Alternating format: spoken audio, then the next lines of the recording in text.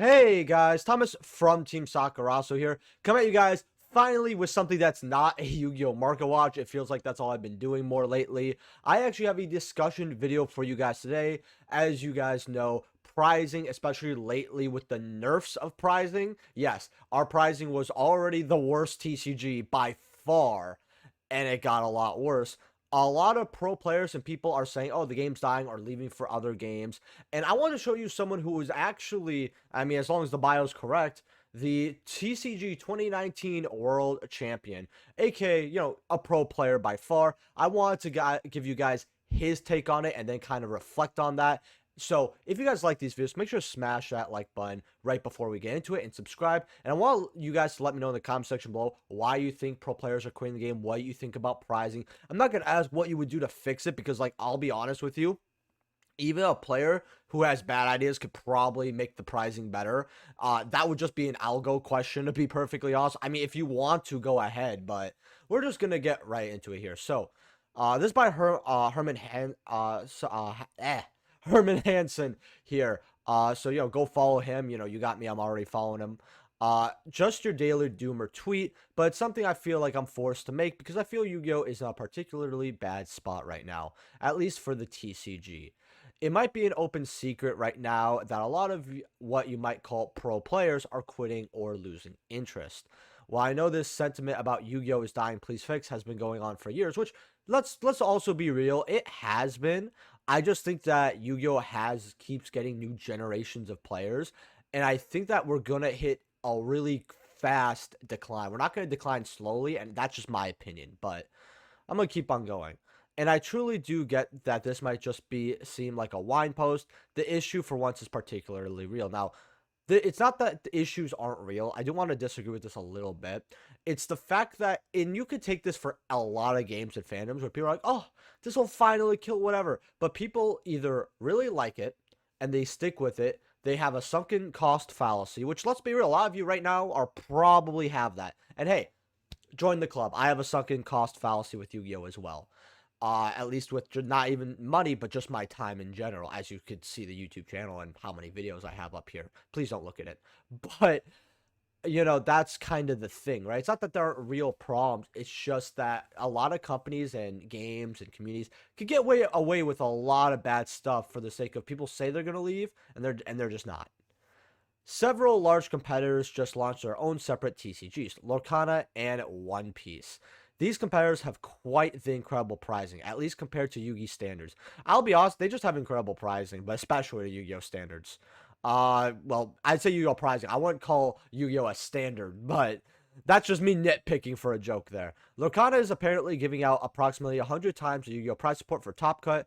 For many of the top players, this is incredible because it means card game can almost become a job. Now, I know a lot of people are going to hate saying, oh, well, why do you have a card game as a job? That's inconsistent. Look, I'm going to be perfectly honest with you here. We are in the world of entertainment, okay? Everyone's on their phone, clicking, doing YouTube shorts, all that, right?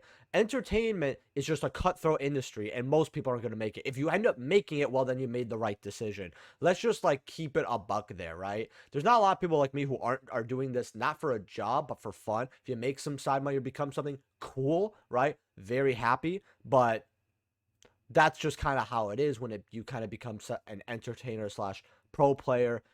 You guys get the point. But this is, however, only half the root issue. Well, before I actually get into this, I also want to say for Lorcana, I think you can make like top 64 and make more what you'd make at a Yu-Gi-Oh! Regional by far. That's like the thing. The cards are worth a lot of money.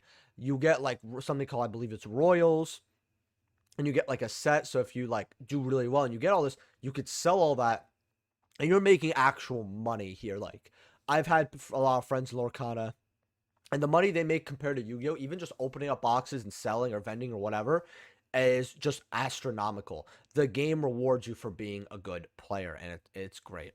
This is only, however, half the root issue. And this is where you guys are really going to like this, for my Market Watch people out there. The other issue is that the constant reprints of already, remember this part, high rarity cards into high rarity cards makes it feel like an old strategy of buy high rarity and never sell so you don't lose money doesn't work.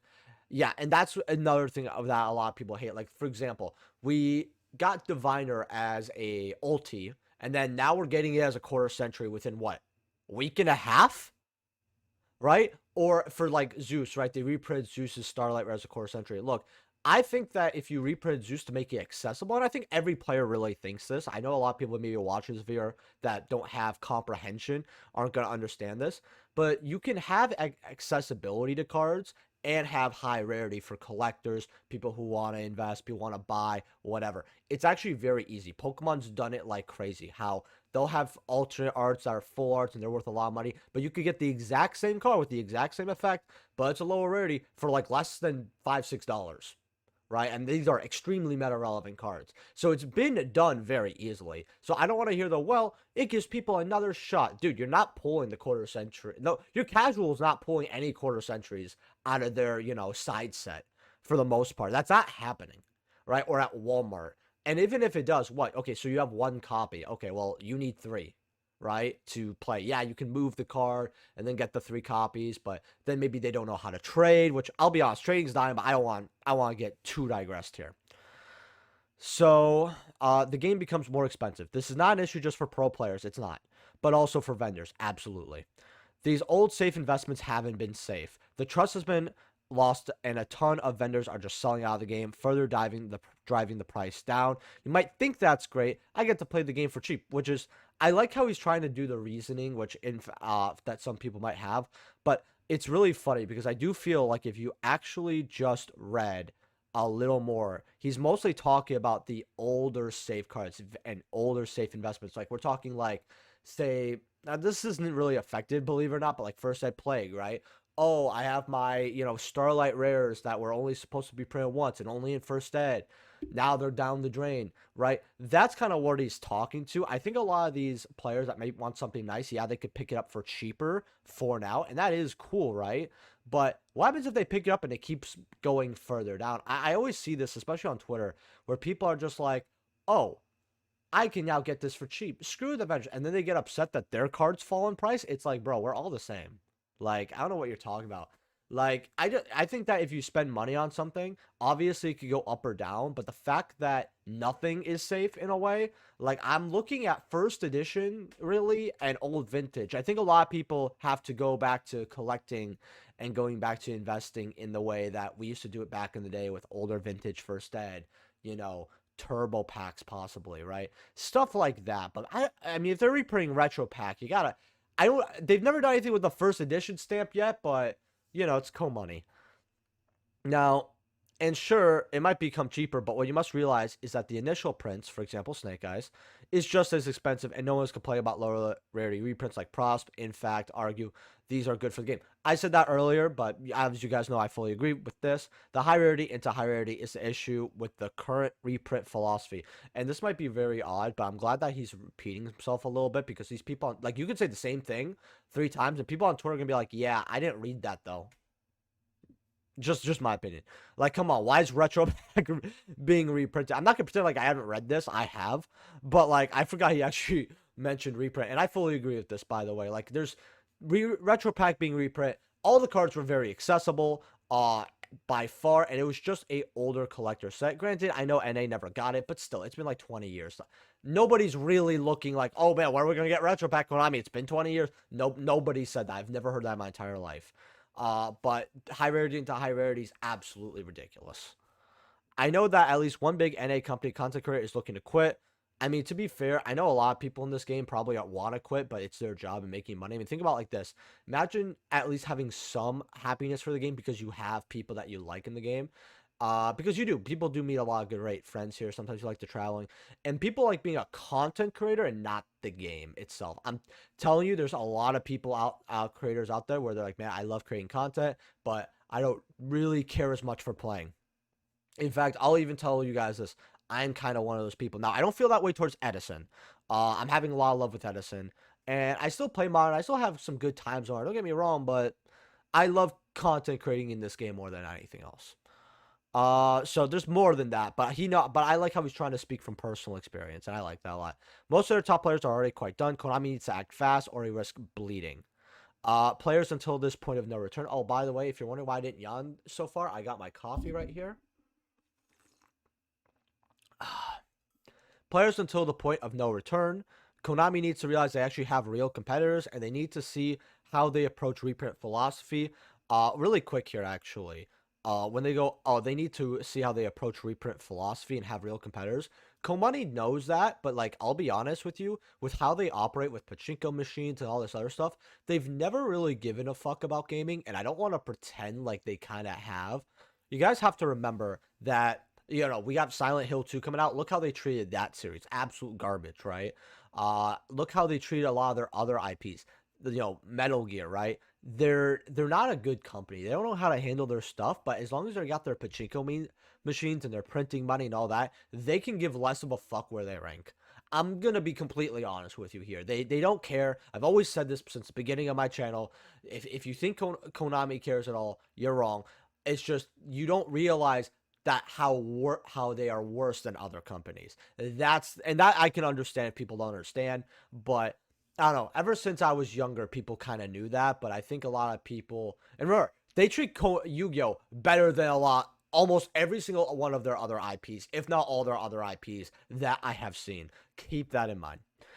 Even something like a serialized Blue Eyes would go a long way in terms of pricing. Now, if you guys don't know what I was saying earlier, they actually ended up not letting you get certain like bigger sheets of like Starlights and other cards for the side events. A lot of the side events got nerfed. They're nerfing the ticket system in the way of, yeah, you cannot pull your tickets together for a big prize. And you can't save your tickets. Right now, if you could save your tickets, I think that would be amazing and would really make people happy about going to more events. But instead, they're like, oh, wow, you don't have enough. You don't have the, let's say, 120 tickets, right? You guys have to remember that if you do a win-a-mat and you win the win-a-mat, right, and you win it, right, you fully win it, you get first place, you get the mat, and I think you get maybe 8 tickets or something, right? Like, there's no way you get, like, I don't know, 40, 50, 60 tickets, I think, besides possibly 3v3s. But I know the 3v3s, if you top up there well, you get a sheet that's, like, not Starlights, but you get sheets that are worth a lot of money. So they're nerfing the side events really badly, and I fucking hate that because it's like, I never thought it'd get better, but I thought that it wouldn't get worse. Just because I guess I wasn't thinking, your boy Team Soccer also had his guard down. That's my fault. But yeah, you also even see my little comment there, but you guys can read that later. Follow me on Twitter, by the way. So we're gonna actually read some comments here. So it's crazy how I literally have zero drive to test for the playoffs right now. I'm more hyped about my 2 Lorcana challenges in July than Worlds itself. Yeah, that's probably because Lorcana actually rewards you more than Yu-Gi-Oh! That's my honest opinion. I know that maybe a lot of people could say, oh, it's like it's a new thing, so you're really happy about it. And yeah, that could play some part. But if you're not used to being rewarded, and when you go back to Yu-Gi-Oh, you're not gonna like Yu-Gi-Oh as much. And if it was a difference, that's one thing. But with the gap that it has, I mean, it's hard to really say. I've been playing, and this is Jeff Jones right over here. I've been playing Master Duel for the last 3 days, basically nonstop. And people who play this are masochists, I'm convinced. I was hoping I would like Master Duel because TCG feels so gross right now, but both just feel extra terrible. So you got Jeff Jones here being like, dude, I'll be honest. Yeah, both feel bad right now. As a competitive casual, I don't know what that means, but okay. I found solace in playing Peck. Okay, you know, whatever. This is just irrelevant. No offense. Glad you mentioned the RP reprint. It is without question the most baffling thing I've seen done in at least a year. I like how he said how MBT says at least a year because he's like, man, if I don't say a year, people are gonna get on me for more shit. But yeah, it makes no real sense here. I think that I've actually seen people like Retro Pack reprint mostly because they get to piss off people that they don't know, never met, because they're happy that someone else is losing money. It's actually really sad. And that's kind of how I felt that sentiment a lot more on Twitter than anything, not as much in the actual Yu-Gi-Oh community, but I felt it everywhere for sure. Yu-Gi-Oh is by far the best game, but almost everyone would rather play a game that's 90% as good as Yu-Gi-Oh with actual prizing. I would definitely agree that people would play a worse game for better prizing. I didn't even top the Lorcana challenge, but I still made more than made back when I spent on travel accommodations. With Yu-Gi-Oh, I'd have to get top 3, Lamau. Now, I guess it depends on where you get top 3 and how much Lorcana, gave you for not even topping. Again, I am not super skilled in Lorcana's prizing, but I have talked to some people, and it sounds really, really good. Man.